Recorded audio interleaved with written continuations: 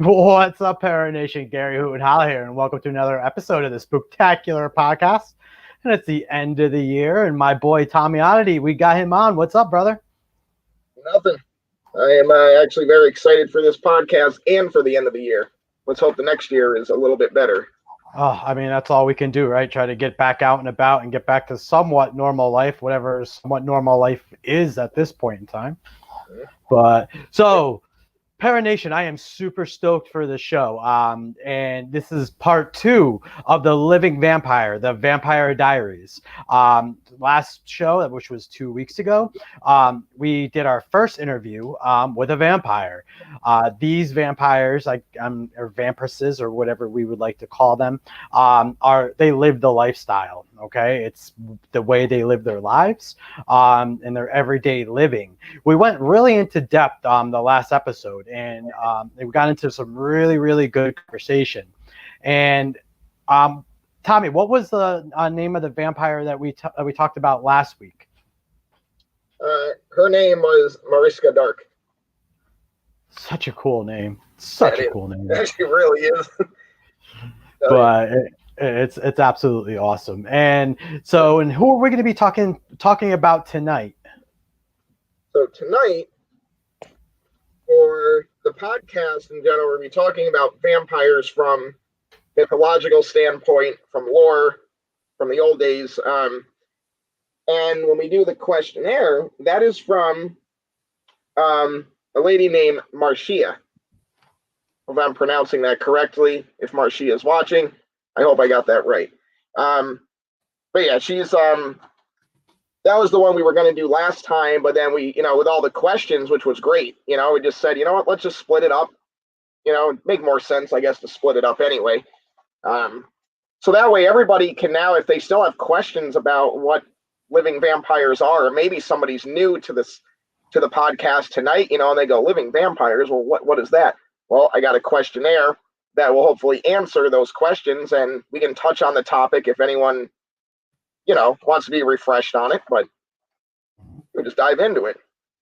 Yeah, and that's what we're going to do is we're going to dive right into this subject matter. So for anybody that wasn't here with us last week, 2 weeks ago, what we're doing is, Tom went and interviewed 2 living vampires. Okay.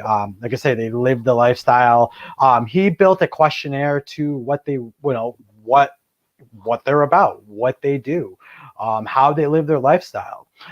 Neither one of them wanted to come on live, which is totally cool and fine, but they were still really cool enough to, at least give us some answers. So, us as a community, a paranormal community, even the society, can further understand how people live the vampire way. Like I say, it's no different than when we were talking about gothic lifestyle, things like that. You said that vampirism and gothic lifestyle go hand in hand, right, Tom? Yeah, the vampire community came from, yes, the goth lifestyle when you think about the darker fashion, the Victorian fashions. And it's also just like, the horror movie end of it, goths like that darker stuff because that's stuff that's real and it's stuff that I think should be given a lot of attention. Paranormal. But yeah, most of it, and I'll touch on it tonight, but a lot of the vampire lifestyle came from role-playing games. One called Vampire the Masquerade, it came from. So it's like it's had all this influence, all this cultural influence even, and, like we said the last cast, there's people who live a vampiric lifestyle because they might have a health ailment that like we'll say like anemia, and they'll think that, well, maybe if I consume healthy blood, I'll feel better. And people have said they felt so much better. It doesn't get rid of the problem, but it aids it, just like a medicine. It's almost like they're taking medicine for themselves. Other people do it because they love the fashion, they love the aesthetic, and that's fine. They may not even drink donor's blood, but they enjoy it. So there's so many different reasons why people get into it. And, it's just like no different than me being into artwork and into culinary. It's just something I like. This is a way that I want to live. That's it. Yeah. It's individualistic like anything else. Yeah, so we're going to get right into the subject. So, we're going to not really talk about the lore so much like we did last time, right off the bat. We're going to get right into the interview. After the interview, then we'll sit down and answer questions. We had awesome questions asked them last week, and let's keep that up, Paranation. I'm super stoked for this. So, all right, Tommy, you're on. Let's do this. All right.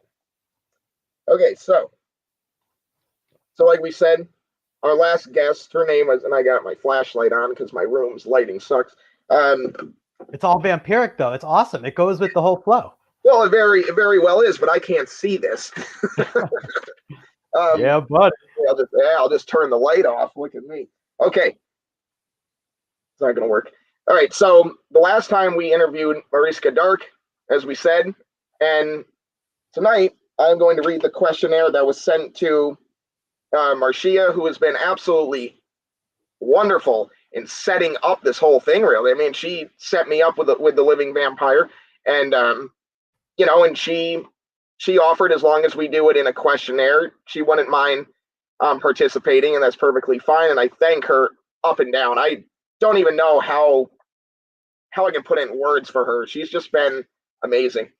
So the first question, I said, "Hello, Marcia, how are you doing?" She said, "I feel good in a good moment of my life." So that's great right there. This woman is very happy with what she's doing. It's great. That's what I like hearing from people. I ask, in your own words, what is a living vampire? Marcia says, they are people like any other. The only thing that differentiates them is their vampiric condition. So, like, it could be health, it could be anything, like I said. My following question, what does the vampire archetype mean to you, and does it stand for something that is close to your heart? Marcia says, the vampire throughout history has been the ambassador of our darkest desires and fears, mainly the fear of death. The vampire archetype is more in our human psyche than in our heart. So, that's pretty deep. So my next question let's build off of that a little bit before we go on. Let's build off a little bit. So it's in their psyche. So I mean, is it just part of who they are, but not on a deep core, or like, how do you explain that? I think she's talking more. I mean, I wonder if she's talking more just about people in general. I mean, you think about the vampire, right? This romantic, beautiful looking creature, which started in the 1800s. It used to be just this ugly, disgusting creature that fed on your blood. But I think nowadays, the vampire, it symbolizes sexuality. It symbolizes your need for something. So a vampire needs blood, but what do you need as a person to keep you going? Do you need money? Do you need love? Do you just need to be alone? What is it? That's what I think she's saying. I'm not exactly sure. I can always ask her about it and we can touch on it again. I mean, that's a pretty deep question or answer right there. It is a really deep. It's a really deep question. That's why I was like, you know what I mean? Like, at the root of who they are, and you're talking about the vampiric psyche. And that's deep. That's deep. You know what I mean? It doesn't come from the heart per se, or does it? You know what I mean? Like, what makes a person like gravitate to that lifestyle? You would have to think it's something in their psychological being that they then, would want to be a part of. I mean, it's awesome. I think the vampire is like one of the biggest, what do you call that? Not a metaphor, but what do you call, like, let's say the biggest mystery, because it has all these traits and all these things that it does, and people like that. It's free to do whatever it wants. I think is the biggest thing. The fictional vampire is free to do anything it wants, and it will not get in trouble unless somebody catches it. And that's something that I think everybody would like. We can all do what we want and we won't get in trouble for it, but that's not the case in reality. The vampire doesn't live in, the archetype doesn't live in reality. It lives in, like, say, the spectral plane. That thing it's out there. It's doing what it wants to do. And unfortunately, we can't do that. But I don't know. I don't know. You know, I mean, like I said, Yeah, it's a good thing to talk about. So, yeah, it's a nice all right, answer. let's All get right. to number 3. So, everybody joining, we are going over an interview with a vampire. So, if you've had any questions to yourself of how people live this vampiric life, that's what we're doing. We're getting in on it right now. So, we jumped right into this today. All right, Tommy, let's keep it going. So my question for Marshy is, what about the vampire lifestyle appeals to you? Marcia says the vampiric condition is in fact that every real vampire is a fact that every real vampire lives. I do not consider it a lifestyle to choose. It is our daily reality. So therefore, you know, like I said, it's something that these people like need. They need either psychic um, energy, they need the sanguine energy. They need there's something about it that just attracts them. Maybe there's no answer to it. Maybe it's just like, you know, like someone can ask me, well, why do you like drawing? I don't know. I just enjoy it. You know, why do you like being a chef? Why?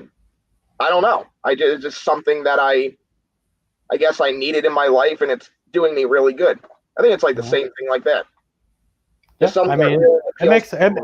it makes sense. And once again, it's just something that they're drawn to. Everybody likes things. I like running in the woods looking for Bigfoot. Meanwhile, people think I'm batshit crazy. So it is what it is. You know what I mean? Yeah, that's it. That's it. All right. Awesome. So I ask her, how are vampires awakened? And is it something an individual is born with, or does it happen naturally through life experiences? Marcia says the awakening is the result of the awareness of the vampiric condition. Each vampire has his own awakening that does not follow fixed rules. So, individuality. Um, you know, I don't think it's something that you're really born with because we know that when we're born, we become who we are by outside influences. Hmm. Um, we create our own mindset through these influences and these interactions with reality and people in reality. Um, you know, and you can't even put a why on it. Like Yeah. why do I like this stuff? Why am I so into it? It's just who I am. But that came from something. No, So, I mean that's what it is, and like you say, like it's that outside influence as we go through life that does a lot of things for us. You know what I mean? I gotta take these off. I got like the stupid light is in them. Yeah, but it's like we're influenced by anything. It's like that commercial. Maybe she's born with it. Maybe it's Maybelline. You know what I mean? So yeah, who knows? that's right. Yeah. And I think that's actually, as funny as that is, I think that's actually a good way to put it. You It know, really is. I mean, that's why I said it. It something really is that like that. It's as works for her. simple as that. Freaking great. All right. So my next question for her was, in your own opinion, why do you think the vampire remains a very intriguing subject to historians, paranormal researchers, and just people in general? Roshia says the vampire of all the creatures of darkness is still the most attractive. That, as I have told you, his archetype is deeply ingrained in the human psyche. Well, I mean, that goes toward a lot of things that we were talking about, which we didn't talk about the last show too much, but when you get into, vampire and it's like the sexy side of the vampire. And, you look at a lot of like the modern day vampires and they're like a lot more attractive. Unlike when you look at the olden day vampires, they're disgusting and ugly. It's the modern day spin that they put on the vampire, like the movies Twilight and, what was it? True Blood that was on HBO, which was my jam for a hot second, until they ruined it as usual. But, it's like, they put that spin to draw us in to the subject matter. And I just think like the modern day vampire is just a lot more sexier all around the subject matter. Then when we talked about the lore of the, 16, 15, 1400s, there was nothing sexy about that. That was like life and death. That was life and death. Like these things ruled their nightmares. Where nowadays it's not like that whatsoever. It's actually more of it's a lifestyle now. Like people choose that lifestyle, which is great. I think it's awesome. It's individuality, like you said. When people come into being a vampire and want to pursue that lifestyle, it's great that they have the opportunity to do it on an individual basis and not with that ridicule like way back in the old days, you know. So, and as time goes on, it's like, you know, as a society, I mean, maybe more in like New York and California, maybe Florida a little bit, you know, the big states, that, you know, these type of things are more, I want to say, normal, you know, Yeah. because once again, we live in a civilization and things like that, that we're more of a melting pot of everything, you know what I mean, in these bigger states. So it's a little bit different. Like I feel like especially in maybe New York, people are more open to a lot more things. Like New York City has underground gothic clubs, underground alternative clubs, vampire clubs even kind of blend in with the goth clubs. You know, it's just a matter of where you are. In Albany, you don't really see that. Yeah, I haven't seen a gothic person since 4th of July 2 years ago. And, you know, he was like Marilyn Manson done up. You know, I think it's just something that it didn't die away. It just went back underground. It wasn't as popular anymore, but there's still bands that are coming out with that music that are just absolutely brilliant. I listen to that kind of music. I love it. You know, and you just brought that point up, though. You just brought the perfect point up. What in Albany? We're just gonna go by Albany. Why isn't, you know, the goth subject a big subject anymore? You brought up music. Back in the day, Albany was a hot spot for metal bands, for rock, for music. I mean, you could go out to little bars. I remember I saw Korn before Korn was Korn at this little rinky-dink bar. You know what I mean? It was a music club. So back in the day, you could go to the music scene, and when you went to that music scene, you would see all the gothic people and all the people dressed up like that a lot more. Where now, I mean, I hate to say it, music's dead in this area. So, you know, you do have, you know, you still have some bands that get out and about, but I mean, I don't know if it's just because I'm old now. I'm 41, so I'm older. Now I'm even not old, but I'm mid-age, so I don't really do that stuff anymore. But in the same sense, like the music scene just isn't what it used to be. And I think a lot of that has to do with why we no longer see these, you know, I mean, I don't want to say hordes, so that's the wrong terminology, but groups of people who just goth, because the culture's dead. I mean, there's just nothing going on now.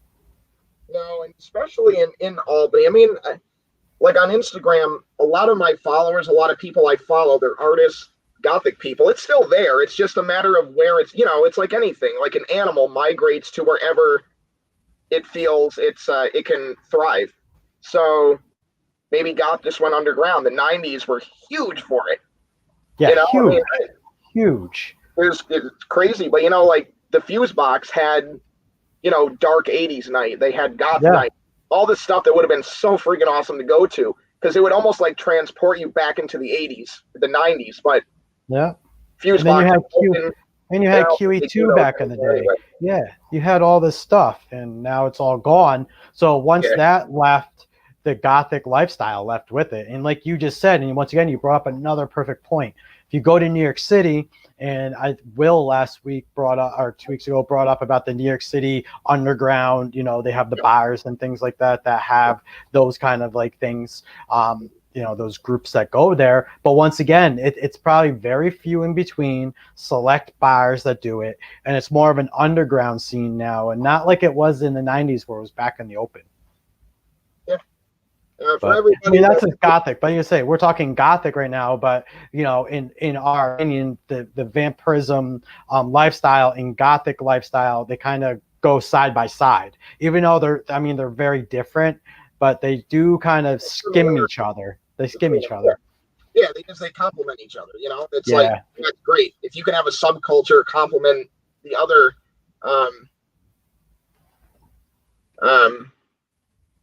if you can have something like complement another group, you know, that's great. You have the support.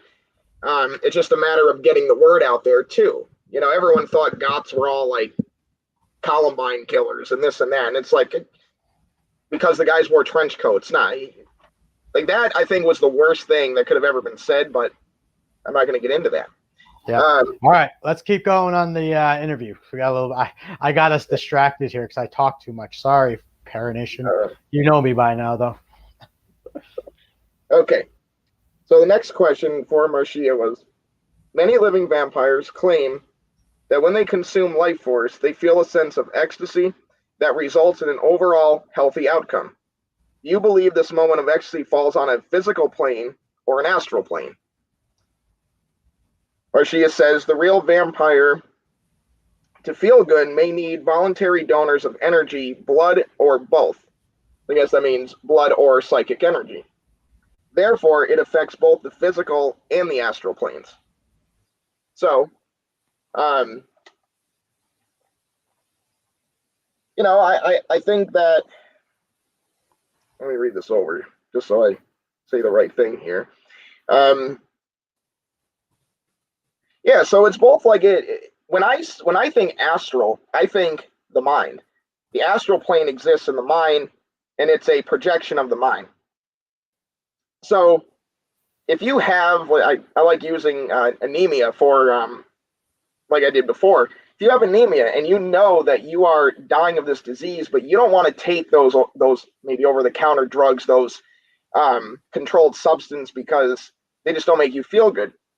People with that, if they decide to consume blood and they feel it makes them feel better, physically they feel great, but mentally, I think they get cured mentally first.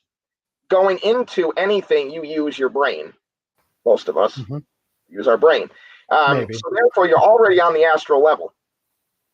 So, yeah, I think it goes for both. I agree with Marcia that it goes for both. And my question to that, okay, so let me pull some paranormal stuff on you. So, all right, so let's go into that. So you're talking about the psyche and Crystal perfectly, mind over matter. And that's where I was going with that. We talk about the psyche, we talk about psychological effects, we talk about psychicism, people that are psychic. So is it that the blood actually does anything for them from a nutrients point? Or I mean, I'm not gonna make a statement on that part, or is it, like you say, mind over matter? It's because in their minds they're getting it, so they automatically feel those healing properties, even though it may not be the properties of what they're ingesting. It may be the properties of the mind, giving that almost like euphoric state, where you feel like you're just very at ease, and it's because in your psyche you're getting what you need. You know what I mean? So Crystal, perfect. I wanted to say, I hope I'm going to pronounce this properly, but we got a new person. I haven't seen this name before. I'm going to say Cher because that's just what it looks like, like Sonny and Cher name. Cher Doc. The last name. Welcome. I hope so far you're enjoying this. And everyone else who came in, we're not ignoring you. As we see you there, welcome. So we'll move on with it. Yeah, buddy. Okay. So this is good stuff. Like I say, like for everybody tuning in, we're basically reading an interview from a vampire. Tommy gave an interview, all right, to a vampire. They did not want to come on the show, which is totally fine. We get that a lot. Not even just in ghost stuff, with Bigfoot stuff especially. As you know, I do Bigfoot. And but we have the answers, and they were kind enough to do the interview and sit down and take the time to give us these answers. So the answers that you're getting are from real living vampires that did do this. That's their lifestyle. So we just want to reiterate that. So the next question, and I gave her a small disclaimer. That's the proper word for it. I said, this next question is a personal one. Do not feel obligated to answer if you are uncomfortable with answering it. My question was, how did you know you were in fact a living vampire? Would you mind sharing how and when you were awakened?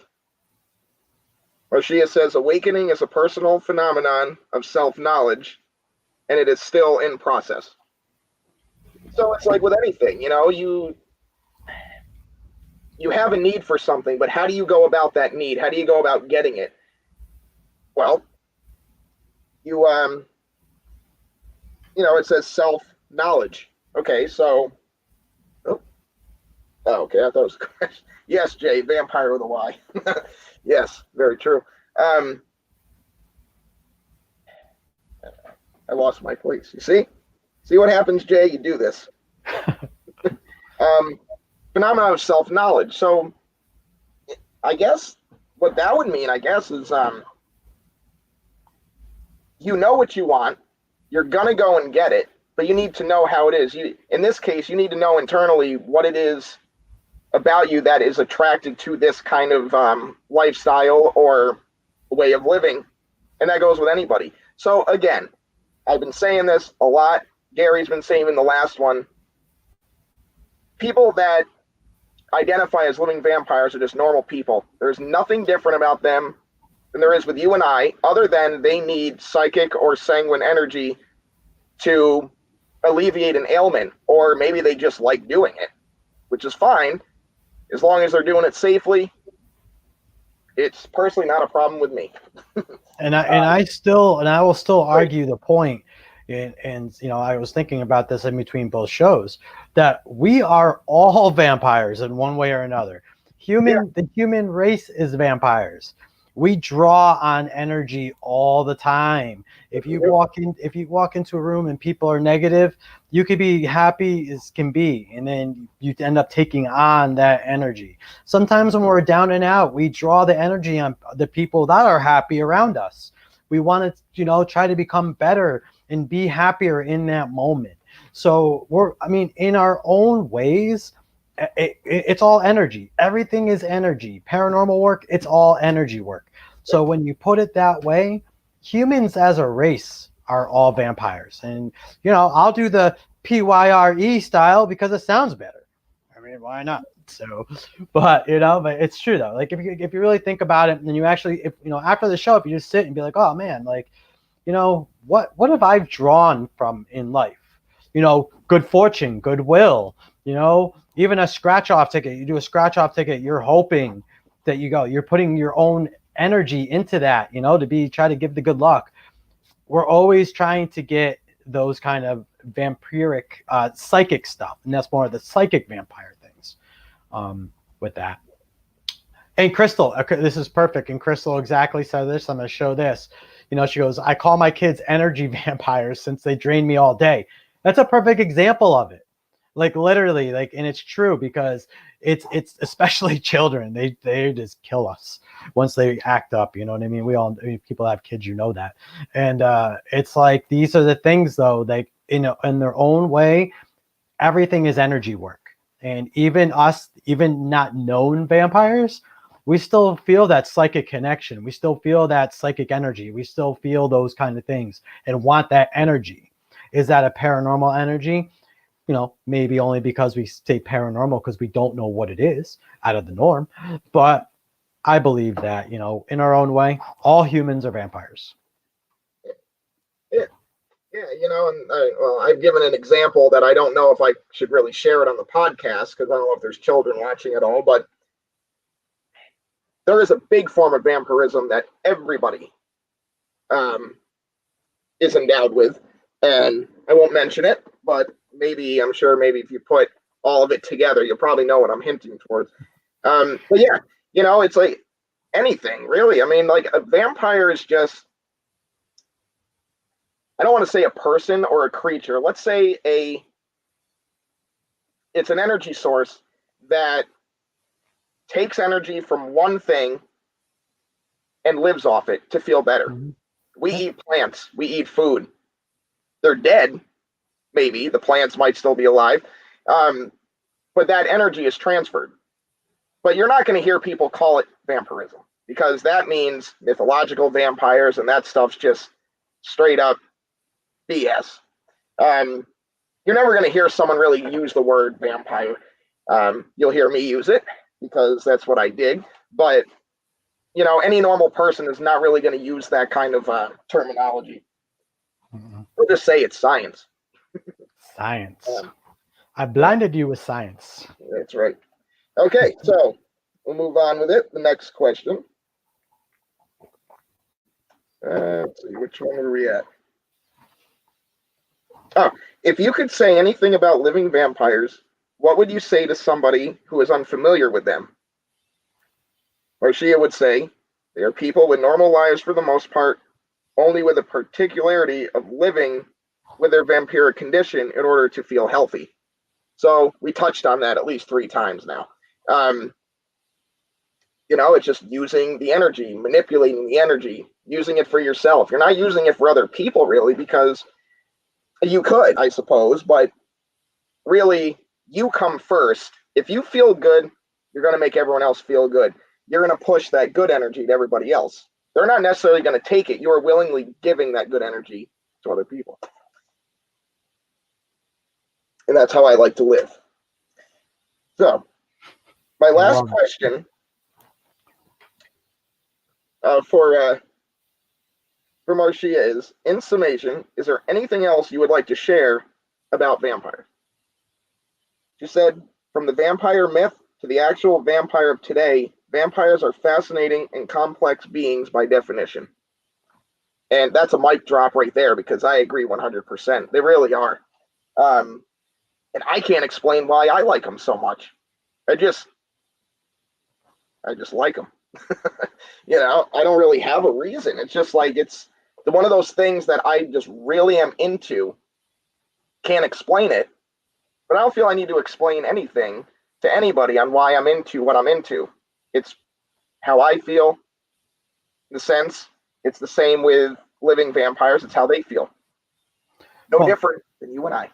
Yep. And Joe, my buddy Joe from Western New York Bigfoot Research Organization, he brought up that, how can people drink someone else's blood?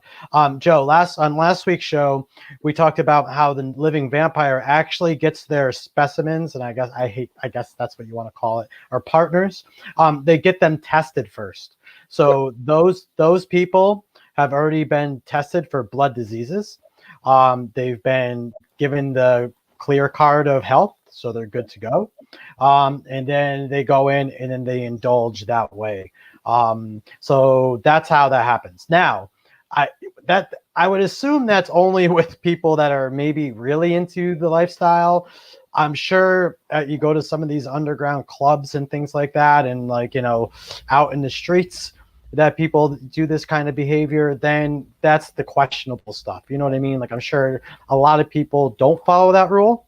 But the ones that we're talking about, and the ones that Tommy interviewed, that's what they do. They actually get their partners tested before they indulge in that kind of stuff. Yeah, in any video I've watched of living vampires and interviews, they all say, and that's the question that's always asked, and they will say, like, we have donors and we have them get tested, and if they have any kind of bloodborne disease, they will not. They eventually, yes, if the person gets cleared of it, but what the vampire will do, though, in the meantime, is supplement with like a pig's blood that they can buy from a butcher. Now, from there, that's at your own risk right there. You can't tell them to go and test the blood for bloodborne pathogen. That's the risk right there. But hey, if you don't get sick, then it must be really good pig's blood. I don't know. But that's the thing that I've noticed. But a lot of it is they want to get these people. Remember, these living vampires aren't just these mindless people. They're actual people who have a fear of blood. Everybody has a fear of blood. That's the biggest thing that diseases can live in. These people are very smart. They know exactly what they're doing. But it's a great question, because that's the one thing, even that when I first learned about living vampires, that was what I asked myself, like, but how do they know? What do they do? They just drink from people? They just have people come over, they cut them open, no. It's nothing like how it sounds. The reason it's like how it sounds is because we're so used to fiction, Hollywood, the vampire tearing someone's neck apart and sucking down as much as it can. That doesn't happen. These are very clean. One guy actually sterilizes his donor's skin, which I would hope everyone does, and has the donor get tested and constantly get tested too. So, just like with anything, you want to make sure your meat's cooked to an internal temp of 165. You want to make sure your donor has got no HIV, has no any bloodborne disease. Just being smart. Yep. And like I say, like, and that's and he hit the nail on the head that, you know, these people are smart people. They're very smart people. A lot the people Very that live creative this people, too. the people that live the lifestyle. Now we're talking about the people that do this like on a daily basis. They would be very well educated on this. They'd be very well read up on it. You know, and they would still make it be their own on their individual level. So, you know, it's these kind of people. I mean, obviously, the people that probably aren't well and educated on it, that kind of do it, just kind of bang around. They do it on the weekends. You know, I'm not saying they're not educated, but they may not be as, you know, careful as the ones that do it for a lifestyle, like an everyday lifestyle. We'll say an everyday lifestyle, not a weekend lifestyle. And like I say, I mean, most of these people, you probably don't even know who they are anyway. That's it. Yeah, I don't think people are just going to blurt out like, "Hey, I got a donor and I drank his or her blood." No, they're not going to do that. It is very underground, but I am just really thankful that at least two people were willing to answer these questions. You know, I mean, it is very underground, like I said, but I think it's becoming more out in the open now with all like the different alternative lifestyles, which is great. I think any lifestyle should be talked about because why do you want to hide who you are? You know, you're going to have people that are going to hate it. You're going to have people that are going to love it. You know, whatever. It shouldn't matter who loves it or hates it. It's however you feel. And if you're comfortable, go out with it, profess it, make it your own thing. But I understand the willingness to conceal it, though, for fear of anything, losing your job, losing friends, family. It's all stuff that's scary because people are very judgmental, and that's terrible. So Will brought up a question, Tommy. Here's a question for you. It's long, so I don't know if I can put it on the bottom, but he says, you know, he wonders if it's a double-sided personality to transform from a man to a vamp during the times of day. So when we say man, we'll say woman too. You know, during the times of day, psychologically similar to shapeshifter stories. If there's a connection to like some kind of double life. Oh, there it is right there. Actually fit. Personal. I think it just has to do with the person. I don't really know if he's asking about like, is he asking about like mythology or as about living vampire? No, it's almost like a living vampire. Like it's a psychological thing. So it's like a double-sided personality. So like, you know, you have two personalities within one person. Well, I mean, I don't fully understand like personality disorder, how it happens. I think it'd just be with anything. I mean, you know, I'm Tom right now, but maybe a half hour later, I'm going to be, you know, Joe who broke into a bank. You know, like I don't know. I really, that's a hard one because I don't know much about personality disorder. I think anything's possible. I really don't know. I've never met anybody actually that is a living vampire. These two women that were extremely kind enough to do this for us. You know, they're the only ones that I've ever really talked to that are living vampires, and I thank them both again for this. Yeah, it's awesome. It's awesome. Like that is a good question that Will had. You know, I mean, that's something I can even look into. You know, I like you guys leaving me with stuff to look into. You know, and that's great. You know, I could probably have an answer the next time. Yeah, because I mean, you think they may have to in some ways because when you're in modern day society, and you have to go to a 9-to-5 job, and some of us work nights and everything like that. You think that you would have to kind of snap out of that lifestyle just to be a part of society for that little bit of time, right? Okay, so now you said that. Now I think I understand what he's saying. Yeah, like okay, for me, I work primarily as a chef. That is my career.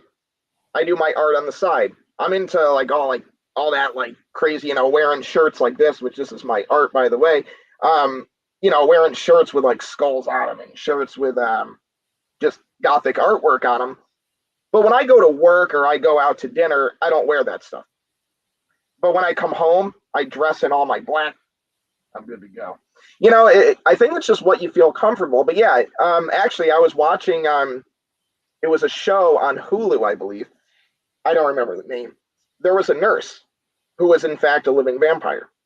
And at work, she didn't dress all in the Victorian garb or in all black. She wore her scrubs. She worked, I believe, as a phlebotomist. So that's pretty funny. But she never once stole a thing of blood. She kind of concealed that because it's not where it's appropriate. Now, if you work, say, in like, a gothic retail store, you can get away with it. It's just a matter of where you are, and it's how comfortable you are too. If you're comfortable with telling people that you have a donor who comes over on Thursday and Saturday nights and you consume their energy, say it. But with anything, there's repercussions. There's always something that's gonna throw a negative wrench into it. But I mean, I really can't speak for anybody because I'm not a living vampire, and I don't know many living vampires to answer that question. I guess it just depends on the individual. As always. Yeah, I guess you would kind of think of they do in a way because, like once again, like you said, like Jay said, like Batman with Bruce Wayne, and like Will was saying, like a double life, like a serial killer type double life, very similar to like Bruce Wayne and Batman, that, once again, they live a certain type of way and then pop into their character. I guess almost like a WWE wrestler, right? Like, you know what I mean? You live your regular everyday life, and then when you hit that ring, you're Triple H or you're The Rock, things like that, and then so it's just really, but I believe once again, probably all of us do that. I mean, I can speak for myself. A lot of you guys know I'm a Bigfooter, and I've done this for years. I've done paranormal research for years. But when I'm working and stuff, yes, I'll talk about Bigfoot here and there. I'll talk about ghost stuff here and there. But I don't really promote that. I don't act upon that. I act like a normal everyday person that's very mouthy. That's about it. I'm very mouthy. But other than that, like I don't talk about those subject matters, really. Unless they come up in conversation, or if I, did a TV show or something like that, then, I'll talk about it. But other than that, I'm not sitting there going around being like, oh, well, I was out in the woods and there was tree knocks and I got rocks thrown at me. Like, I don't talk about it. But when I come out of work or I come back into, I guess, like your comfort zone, almost like you come back into your real life, because like for me, Bigfoot is a big part of my life. And paranormal work, so you start talking about these things and you kind of start living the lifestyle, so I can kind of understand that. Yeah. Yeah, you pretty much hit it. I mean, it's a good question. It's a really good question because it's an open-ended question. But I think a lot of us as humans do that. So a lot of us as regular day humans, do that. We may bring our skills that we have on our backside to those situations where we're working. But at the same time, are we really authentic at our job? Like, how authentic are we really? So, I mean, it is what it is. Cool. Yeah, these are good questions. These are good. These are tough questions. You know what I mean? These are tough. This is brainstorming. That's great. The question was, and that's something I'm going to look into too. That's awesome. Maybe I'll just personally message him with my answer. I don't know. See what happens. Yeah. So keep a look on it. Yeah, Will's an awesome guy. He's one of my Bigfoot guys, so he's great people. So cool.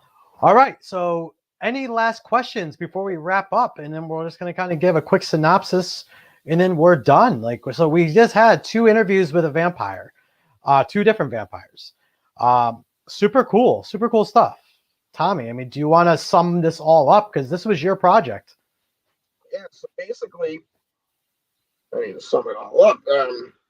Really, the whole point of this was to make people aware that there is a lifestyle, there is individuality that is deeply rooted in what was used to be fiction is now reality.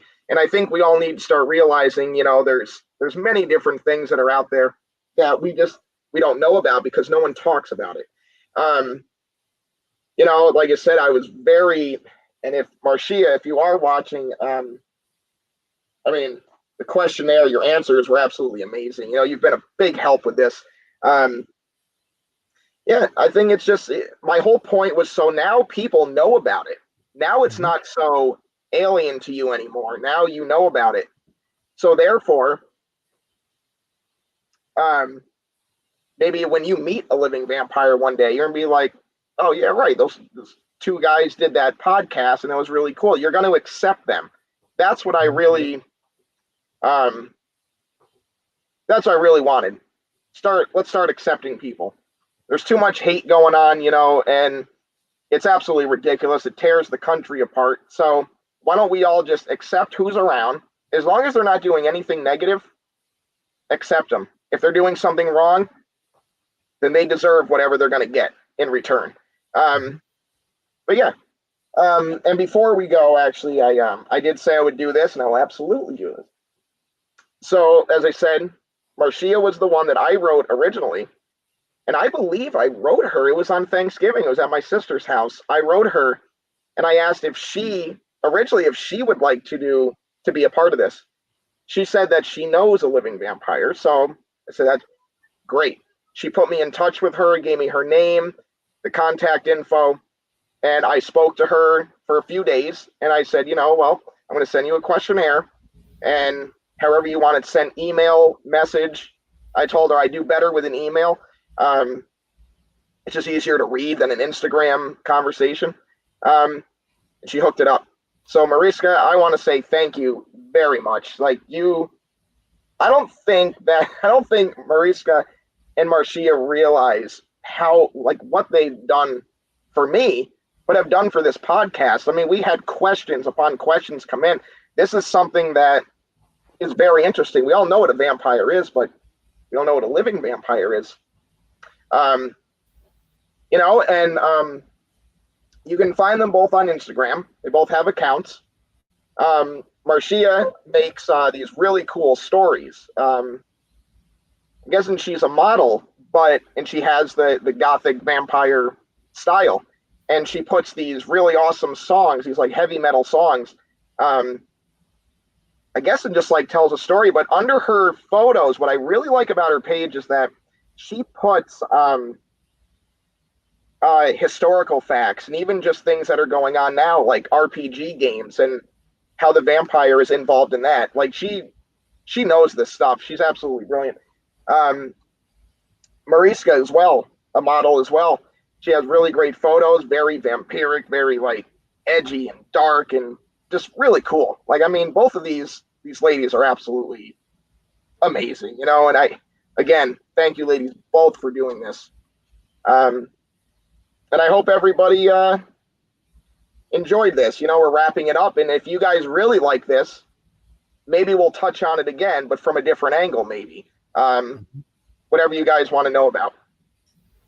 Yeah, absolutely. I mean, this is awesome, and like you said, I mean, at the end of the day, well, at the end of the day, Tommy was, he wanted just to get this out there to people, and this is huge. This is huge. This is groundbreaking, even in a lot of ways. You had two living vampires come out and actually talk about something. So right then and there, that's a win. That's a win-win situation. All the answers you got the last two podcast shows have been from a vampire. Yes, we read the answers. Unfortunately, obviously, they didn't want to come on, but they still gave us the answers, which is it's great. It's still great. So we're super stoked about it. Tom, you did an awesome job, and I'm proud of you, buddy. It's great. Hey, and this is like what I mean, if we want to go by numbers, this is my fourth podcast since you've got me involved in the group, but it's almost like my third if we don't want to break up the vampire one into two sections. No, it's four. Honestly, it's four. You know what? I don't remember seeing as many questions as this one came in. Maybe we did, and I just can't remember because I'm slow. I don't know. But the subject. Like that's what made this podcast better for me was everybody asking these questions. I didn't really anticipate a lot of questions because it's something not a lot of people know about. The people know about the vampire, so they don't know about the living vampire. So it's just freaking brilliant, and I thank everybody for supporting this too. My friends, Justin, Brandon, Carnan, my sister, and Gary. you know, Gary, especially for allowing me to talk about this. You know, I wasn't really sure what the subject matter should be with these podcasts, but anything that's considered paranormal or legends or lores, and I said vampires, done. Yep. You know, I think I thought of this idea on an airplane, actually. I don't remember. But yeah, it was great, you know. And I hope, that's all matters. moving forward, you know, I'm gonna do even better. This was my first time. I mean, this is like brilliant, and I managed to get 2 people to help out with that. Like, this is just incredible. This makes me feel like, you know, I don't know, maybe it's a bad example, Kanye West or something. I feel like I'm on top. You know? Yeah, buddy. It's absolutely amazing. So thank you, everybody. Wow. Yeah, it was awesome. All right, Paranation. So that wraps up 2020, the Spooktacular podcast show. But I'm super stoked. So we have a lot of shows now coming ahead of this. Okay, so we're gonna try to keep this going every 2 weeks, every other week. In between the Bigfoot shows are ramping up. We actually got one coming up for you at 9 o'clock. But that one's a good one. But yeah, so, you know, we're going to be talking about a lot of different subjects in the paranormal. And I think Tommy and I have been talking. We want to start getting into the ghost stuff. All right, we've tiptoed around it. Okay, we gave you vampires, we gave you mermaids, we gave you black-eyed children, which is still my favorite subject matter. Black-eyed children, regardless if they're real or not, it's such an awesome subject matter. But now we're going to start getting into our expertise. You know, my expertise in ghost work, being a ghost researcher for 26 years. You know, the things that we've experienced. Getting into a lot of guests that do this with us. So things are about to get spooky real quick, and I love it. So I will continue my research into this. I mean, it's just something that is so interesting, and it's one of those things that it's not linear. It's just fluid. Like, there's so many different things involving the vampire lifestyle, and what have you. I love this stuff. I mean, really. Yeah. Anything paranormal or anything that's alternative, I love it. You know, and I love it. Yeah, it's awesome. So yeah, we got all these subjects coming up for everyone. We will come back to the vampire subject. You know, at one point in time, because you know, along with the questionnaire, which is great, we didn't really touch on the lore, where the vampires stem from. But that's fine. You know, we can always, that might be the next segment of it we do. You know, we'll talk about that.